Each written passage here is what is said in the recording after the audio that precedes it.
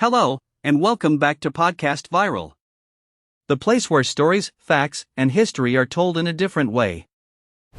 In today's episode, we're diving into the history of Indonesia, a long journey of struggle, loss, and courage. This isn't just about dates and events, but about real stories of a nation that once lost its freedom, yet never lost its spirit. So stay with us until the end. Because this history isn't only about the past. It's about who we are today. In the early 1600s, the Dutch arrived in Indonesia not as rulers, but as traders.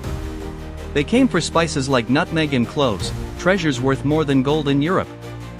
Soon, the Dutch East India Company, known as the VOC, began controlling ports, prices, and trade routes. What started as business slowly turned into domination. This was the beginning of more than 300 years of colonial rule. At first, the Dutch were welcomed as trading partners. Local rulers saw them as just another group of merchants, similar to Arab, Chinese, or Portuguese traders. But the Dutch were different. Through the VOC, they used contracts, monopolies, and military force to control spice prices in ports. Step by step, trade turned into power, and power turned into control. Without realizing it, Indonesian kingdoms slowly lost their freedom, not through war at first, but through agreements that favored the Dutch. Under Dutch rule, life became harsh for the Indonesian people. Farmers were forced to grow crops for export. Workers faced forced labor, heavy taxes, and punishment for resistance. The system enriched the Netherlands while Indonesians lived in poverty. But even in suffering, the spirit to resist never disappeared. Small rebellions began to rise across the islands. For many Indonesians, Dutch colonial rule meant losing more than freedom, it meant losing their lives to forced labor. Men were taken from their villages, forced to work on plantations, roads, and railways under brutal conditions. They worked long hours with little food, no pay, and constant punishment. Many never returned home. Families waited, hoping, praying, often in silence. The land grew rich, but the people grew weaker.